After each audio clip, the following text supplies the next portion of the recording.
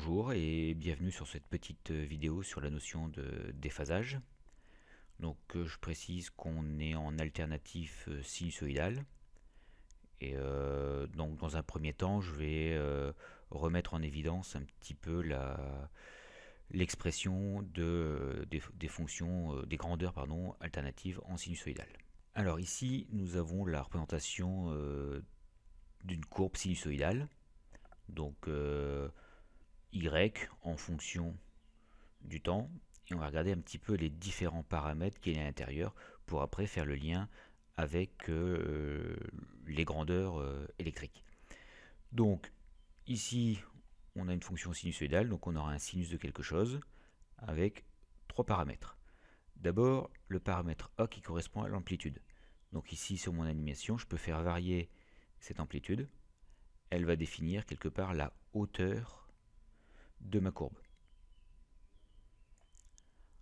Ensuite, ici, on a le temps avec 2π fois la fréquence. Et effectivement, si je fais varier la fréquence de mon signal, ou aussi la période, c'est comme on veut, on se rend compte plus la fréquence est grande, plus la période va être petite, ce qui est normal, et plus le signal va être tassé. Ici, je suis au maximum de l'écartement possible. Donc ça va être le deuxième paramètre par rapport à la fonction sinusoïdale. Et ensuite, il y a ce petit phi qui est en fait un angle qui va définir en fait quelque part le point de départ à l'origine de ma courbe. Alors il faut se méfier, c'est que contrairement à une droite où on a l'ordonnée à l'origine qui définit directement l'ordonnée à t égale à 0, ici comme on a le sinus, ce point-là ne correspond pas à un angle, mais à fois le sinus de l'angle. Mais dans l'absolu, on peut assimiler cette phase à l'équivalent de l'ordonnée à l'origine pour une droite. Ce sera la phase à l'origine, sauf qu'on ne peut pas la lire directement sur la courbe. Mais c'est la même chose.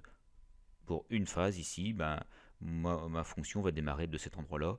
Pour une phase différente, elle va démarrer d'un autre endroit. Donc ici, on va observer l'équivalent en électricité. Donc ici, j'ai l'oscillogramme d'une grandeur électrique. Donc ça peut être I, ça peut être la tension, l'intensité. Je vais supposer dans un premier temps que c'est la tension. Pourquoi pas, et puis on aura exactement la même chose en intensité. Donc ici, le premier paramètre de tout à l'heure, c'était l'amplitude, qui correspondait à la hauteur de ma courbe. Ici, cette amplitude, ça va être la tension maximale en volts de ma tension, de mon signal. Ensuite, il y a le sinus. Et de la même manière, 2π fois la fréquence de mon signal, rien qui change que ce soit une grandeur électrique ou mathématique, fois le temps, et donc la fréquence du signal en Hertz. Alors sauf qu'en électricité, en général, on peut simplifier ce 2π fois la fréquence par une autre grandeur, qui est en fait la pulsation, qui correspond à la variation de l'angle des radians en secondes. C'est un peu plus rapide, pas forcément plus simple, mais en tout cas c'est comme ça qu'en général on le représente. Ensuite, il y a la fameuse phase à l'origine, phi, donc qu'on ne visualise pas directement, on peut juste voir le sinus éventuellement de cette phase à l'origine avec le Umax en coefficient multiplicateur. Donc voilà en fait l'expression des grandeurs, donc ici plutôt la tension en alternatif. Donc j'en ai qu'une, sauf que en général on peut en mesurer une, deux, trois, et dans cette notion de déphasage on va voir ce qui se passe quand il y en a deux. Alors ici par exemple j'ai deux tensions alternatives. On voit bien qu'il y a un décalage entre les deux. Si j'en prends un autre exemple, j'aurai un décalage différent, mais j'aurai toujours un décalage. Ici, deux autres, ben, j'ai toujours un décalage. Ici, j'ai toujours un décalage, toujours un décalage. Donc c'est rare que les grandeurs électriques qu'on mesure soient tout à fait synchrones. Il y a toujours un petit décalage. Donc si on modifie un petit peu les réglages, on peut le voir un petit peu mieux. Bon, c'est pas trop mal. Donc il y a un décalage. Alors on va pouvoir le définir en deux temps. D'abord un décalage horaire. Donc un décalage de temps, un retard temporel entre les deux courbes. Il se voit assez facilement au niveau de l'axe des abscisses. On voit bien par exemple ici, ma courbe est en train de monter, elle est croissante, et il va falloir attendre on va dire deux carreaux, enfin deux traits et demi, deux traits trois quarts pour que la deuxième courbe à nouveau augmente. Cet écart de temps entre les deux, c'est ce qu'on va appeler le décalage horaire. Donc c'est assez simple à mesurer.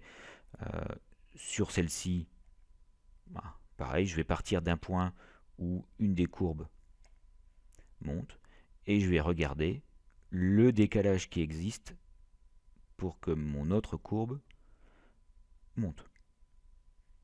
Ce temps, ce sera le décalage qui existe entre les deux. Voilà.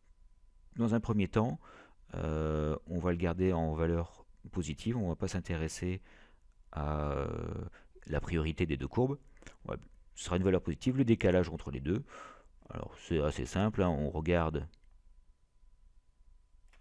le début de la première et on regarde à quel moment la deuxième grimpe aussi. Peut-être un petit peu plus là. Voilà, donc j'ai quoi? J'ai un carreau et puis virgule 0,5 et donc 1, plutôt 2, 4, 6, 8. Donc je dirais que j'ai un carreau, virgule 85. 80, ouais, à peu près 85. Après je regarde la base de temps. Donc a priori j'ai 1 milliseconde, je multiplie et j'aurai le décalage horaire. Voilà, c'est pas plus compliqué que ça, la notion de décalage horaire. Alors si je reviens sur le cours, donc décalage horaire, si j'ai une définition à donner, c'est juste le temps de décalage entre des grandeurs électriques. Ce temps est en secondes. Et puis après, peu importe la manière dont on l'apprend, si les courbes sont toutes les deux, enfin si l'écart qu'on choisit c'est pour deux instants où les courbes sont croissantes ou décroissantes, ça n'a aucune importance. Alors cette notion-là, elle va nous être importante pour le calcul du déphasage. Donc tout à l'heure j'ai parlé des phases pour les grandeurs électriques, donc les phi, les grandeurs qui étaient à l'intérieur du sinus. Donc si je veux calculer le déphasage, c'est-à-dire les différences entre les deux, il faudrait que je connaisse la première, il faudrait que je connaisse la deuxième et que je fasse la différence. On va s'en passer, ou en tout cas on peut aller beaucoup plus vite. Il suffit simplement de faire un petit produit en croix. On sait que si sur une période électrique, pour une période électrique, j'aurai un déphasage, donc une différence d'angle de pi. Pour mon petit décalage horaire, oui, ça j'ai peut-être oublié de le mettre tout à l'heure, le décalage horaire en général, on le note petit o, une sorte de parapluie retourné ou un J retourné. Donc ça c'est le décalage mesuré tout à l'heure. Donc en faisant le produit en croix, pour une période, j'ai un décalage d'angle de pi. Ici, moi, j'ai un décalage de quelques millisecondes, quelques secondes. Quelle différence ça va me donner en termes d'angle entre les deux signaux? C'est beaucoup plus simple que de chercher les phases directement. Donc après, il n'y a plus qu'à faire un produit en croix. Et donc si je ne me suis pas trompé, ma différence de phase entre les deux signaux où j'ai mesuré le décalage, ça va être 2pi fois taux, donc le décalage, sur t, la période du signal. C'est très très simple, ça se fait de manière graphique. On pourra faire peut-être un exemple après, mais c'est beaucoup plus simple que de chercher les phases. Sauf que il y a un petit problème, c'est que ici on ne tient pas compte du signe de cette différence. Donc, tout à l'heure, je vous ai dit, le taux, on ne faisait pas attention au signe, il était tout le temps positif. Et pour la différence de phase, c'est exactement pareil. Il va falloir qu'on regarde un petit peu plus en détail quelle est la phase qui est plus grande que l'autre. Alors là aussi, ça va se faire graphiquement, c'est pas très compliqué. Alors je vais revenir sur quelques courbes pour voir un petit peu cette notion de signe. Donc j'ai deux courbes, elles ont un décalage entre elles, donc je peux mesurer le décalage horaire entre les deux, et forcément elles ont aussi un déphasage, une différence, un déphasage, différence de phase entre les deux. Ici elle démarre à l'origine d'ici, ici, donc je vais pouvoir calculer le déphasage avec la formule précédente, et ce qui m'intéresse c'est de savoir laquelle est la plus grande.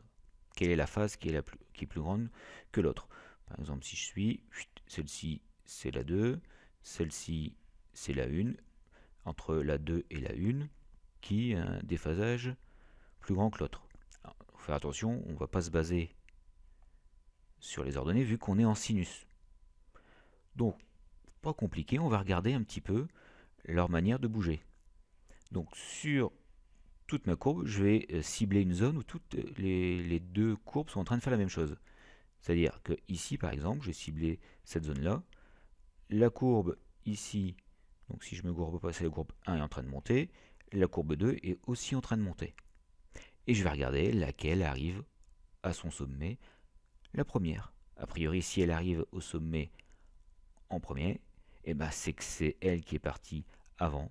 Et donc c'est elle qui aura la phase la plus grande. Donc je suis, poum, elle arrive en haut en même temps. Enfin en premier, pardon. La deuxième est simplement en plein milieu. Donc j'en déduis que cette courbe-là est en avance. Donc c'est la courbe 2. Et donc c'est la phase de la courbe 2 qui est plus grande que la phase de la courbe numéro 1. Et donc en termes de déphasage, j'aurai phi2 moins phi1 qui sera positif et pas l'inverse. Pas plus compliqué que ça. Alors, et qui vont me dire, bah ouais, mais ailleurs, est-ce que ça marche? Ailleurs, sur la courbe, ça a marché. Je vais simplement prendre une zone où elles sont toutes les deux en train de faire la même chose. Donc, par exemple, ici, j'ai pris où elles montaient. Je vais regarder une zone où elles sont en train de descendre. Ici, ma courbe est en train de descendre. Ici, ma courbe est en train de descendre. Et je vais regarder, hop, laquelle arrive à son minimum en premier. C'est celle-ci. C'est toujours la courbe 2. La courbe 1 est encore en train de descendre. Donc la courbe 2 est en avance sur la courbe 1, c'est elle qui aura la phase la plus grande. Et ça, quel que soit l'endroit où je me place. Je peux en prendre une deuxième. Donc pareil, je cible une zone où les deux sont en train de faire la même chose. Donc ici, tous les deux sont en train de monter. Et je suis ces courbes pour voir laquelle arrive au sommet en premier. C'est cette courbe-là. Donc si je suis, c'est la courbe 1. Donc ici, la courbe 1 est en avance sur la courbe 2. Donc la phase de la courbe 1 est plus grande que la phase de la courbe 2. Et ça va me permettre de conclure sur le signe du déphasage. Donc ça marche quelle que soit la courbe. En général, elles ne sont pas si compliquées que ça. Si on prend son temps, si on prend une règle et qu'on prend le cheminement que je viens de faire, voilà, je trouve ça pas très très compliqué. Alors, si je résume un petit peu tout ça. Donc, notre point de départ, c'était le déphasage, qui était égal à phi1 moins phi2, donc la phase de la courbe 1 moins la phase de la courbe 2, ou alors la phase de la courbe 2 moins la phase de la courbe 1. On ne savait pas trop, vu que la formule était en signe, était en valeur positive. Donc, en fonction de ce qu'on vient de voir, je peux résumer tout ça. Donc, le signe va se trouver par rapport à la courbe qui est en avance. Donc, on va regarder qui est en avance, ou quelle courbe est en avance sur quelle courbe. Et donc, si je trouve que c'est la courbe 1 qui est en avance, donc si phi1 est en avance plus grand, alors c'est phi1 moins phi2 qui sera positif. Et si au contraire je trouve que c'est la courbe 2 qui est en avance, donc c'est phi2 qui est en avance, alors phi1 moins phi2 sera négatif. Alors en général on préfère quand même prendre la différence qui est positive, mais en général, au bac, on vous demande simplement de trouver qui est en avance sur qui. Donc voilà, maintenant, reste plus qu'à savoir à quoi ça peut servir de trouver ce décalage entre les courbes. Donc pour ça, je vous laisse reprendre la feuille de cours sur la partie qui suit celle-ci, donc a priori la partie 3, et je vous souhaite bon courage pour la suite.